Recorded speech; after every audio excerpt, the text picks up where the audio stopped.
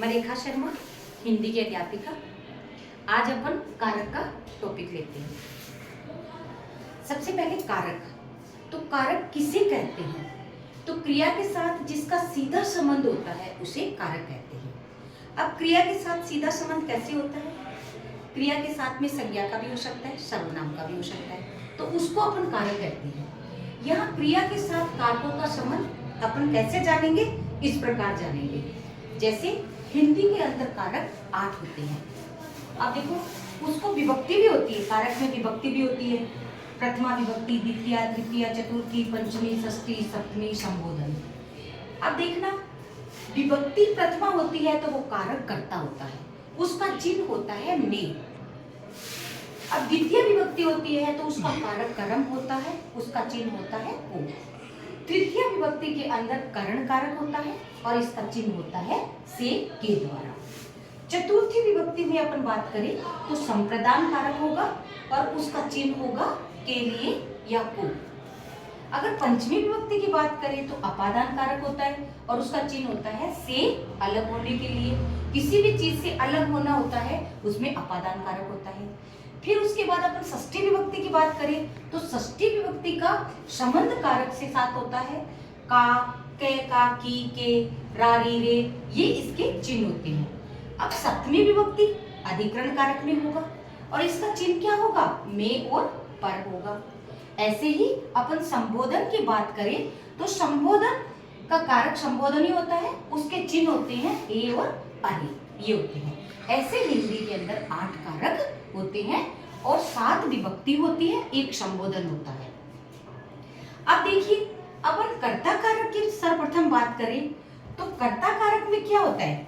जो क्रिया के करने में स्वतंत्र होता है, उक्त कर्ता में प्रथमा विभक्ति होती है। क्रिया को करने में स्वतंत्र कौन होता है? कर्ता ही होता है, कि कर्ता के द्वारा ही क्रिया की जाती है। जैसे राम ने पत्र लिखा, तो पत्र किसने लिखा? राम ने लिखा, तो राम कर्ता हो गया और ये कर्ता कारक हो गया और ने इसका चिन्ह हो गया, इसलिए यहाँ पर कर्ता कारक हो गया। अब जैसे दूसरा क्या है? द्वितीय विभक्ति क्या है? कर्म कारक ही है। तो अपन कर्म कारक की बात करें तो कर्ता क्रिया के द्वारा जिसको सबसे अधिक चाहता है, देखो कर्ता क्रिया के द्वारा जिसको सबसे अधिक चाहता है वो कर्म होता है। कर्म कोई व्यक्ति सबसे अधिक चाहता है। जैसे राम गांव को जाता है, तो राम कहाँ जा रहा है? राम गांव को जा रहा है, तो ये क्या हो गया? क्रिया क्या है? गांव को। राम जा तो रहा है लेकिन कहाँ जा रहा है? गांव को जा रहा है, इसलिए इसको क्या है? इसको सबसे अधिक चाह रहा है गांव को, इसलिए वो गांव क्यों जा रहा है? बालक वेद को पढ़ता है, बालक किसको पढ़ रहा है? वेद को पढ़ रहा है, तो ये कर्म हो गया। अब देखो, मोहन पुस्तक को पढ़ता है, तो मोहन क्या पढ़ता है? पुस्तक को पढ़ता है, तो कर्म कारक हो गया और कर्म का चिन्ह क्या होता है? को होता है।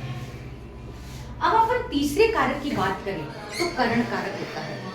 संज्ञा करण कारक होता है, मतलब संज्ञा जिसकी सहायता से कार्य करता है उसे करण कारक कहते हैं। संज्ञा क्या करेगा? जिसकी सहायता से कार्य करेगा, है ना। अब देखो, संज्ञा क्या है? जैसे राम है, अब किसकी सहायता से कार्य कर रहा है? राम कलम से पत्र लिखता है। राम किससे लिखता है? कलम से लिखता है, उसकी सहायता से कार्य कर रहा है। पत्र को किसकी सहायता से लिख रहा है? कलम से लिख रहा है, तो ये क्या हो गया? करण कारक हो गया। इसकी परिभाषा अपन करें तो क्या करते हैं? संज्ञा जिसकी सहायता से कार्य कर रहा है, तो पेन की सहायता से कार्य कर रहा है।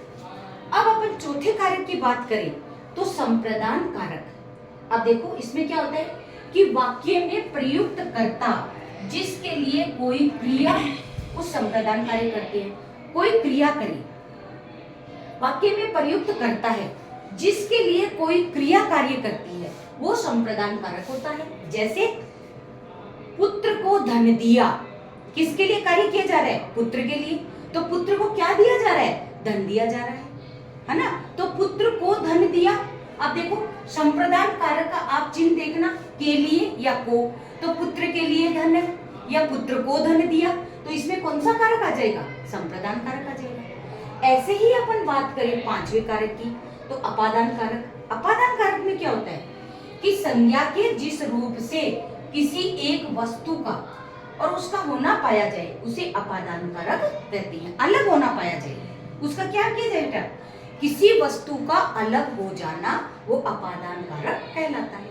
जैसे पेड़ से पत्ता गिरना, तो पेड़ से पत्ता गिर रहा है वो अलग हो रहा है, तो अलग होते ही अपादान कारक होता है। ये कैसे होता है, संज्ञा के जिस रूप से किसी एक वस्तु का अलग होना वो अपादान कारक होता है। जैसे पेड़ से पत्ते गिरते हैं, पेड़ से पत्ता अलग हो गया। पदच्युत, पद से हटना, वो पद से हट गया, वो उससे अलग हो गया, तो कौन सा कारक हो गया, अपादान कारक हो गया। अब छठे कारक की अपन बात करें तो छठा कारक होता है संबंध कारक। तो संज्ञा के जिस रूप से किसी एक वस्तु का और दूसरी वस्तु से संबंध होता है वो संबंध कारक होता है। हाँ चलो। संबंध कारक, संज्ञा के जिस रूप से किसी एक वस्तु का दूसरी वस्तु से संबंध जाने, एक वस्तु का दूसरी वस्तु के साथ संबंध होता है तो वो क्या होता है, संबंध कारक होता है। तो संबंध कैसे हो गया, ये बालिकाओं का विद्यालय है। ये विद्यालय किसका है, बालिकाओं का है। तो बालिकाओं का संबंध किससे हो गया, विद्यालय से हो गया, और विद्यालय का संबंध किससे हो गया, बालिकाओं से हो गया ना। तो ऐसे क्या हो गया, ये संबंध कारक हो गया। और संबंध कारक की विभक्ति कौन सी होती है, छठी षष्ठी विभक्ति होती है। अब अपन सप्तमी विभक्ति की बात करें, जो सप्तमी विभक्ति का कारक कौन सा होता है, अधिकरण कारक। ठीक है, अधिकरण कारक में क्या होता है बेटा, संज्ञा के जिस रूप से क्रिया का आधार मालूम हो उसे अधिकरण कारक कहते हैं। जिस रूप से क्रिया का आधार मालूम होता है उसको कहते हैं। जैसे बालक कुर्सी पर बैठा है, अब उसका आधार क्या है, कुर्सी है। बालक किस पे बैठा है, कुर्सी पे बैठा है, तो कुर्सी उसका क्या हो गई, आधार हो गई, आधार होगी ना, और उसको अधिकरण कारक कहते हैं। अब अपन करें संबोधन कारक की बात, तो संबोधन में क्या होता है, संज्ञा की जिस रूप से किसी को बुलाने, पुकारने या सचेत करने का भाव प्रकट होता है उसे संबोधन कारक कहते हैं। जैसे मैंने बुलाया, अरे तुम अभी सो रहे हो, अभी जैसे मैंने कहा कि अरे तुम अभी सो रहे हो, अरे तो संबोधन करके मैंने बुलाया। या मैंने कहा हे राम, ये क्या अनर्थ हो गया, हे राम ये क्या अनर्थ हो गया, तो इसमें भी क्या होगा, संबोधन होगा। हे छात्रों अपना पाठ याद करो, जैसे छात्र शोर कर रहे हैं तो अपन क्या कहेंगे संबोधन में, हे छात्रों आप अपना पाठ याद करो। ये होता है संबोधन कारक। धन्यवाद। कारक का पाठ संपूर्ण हुआ।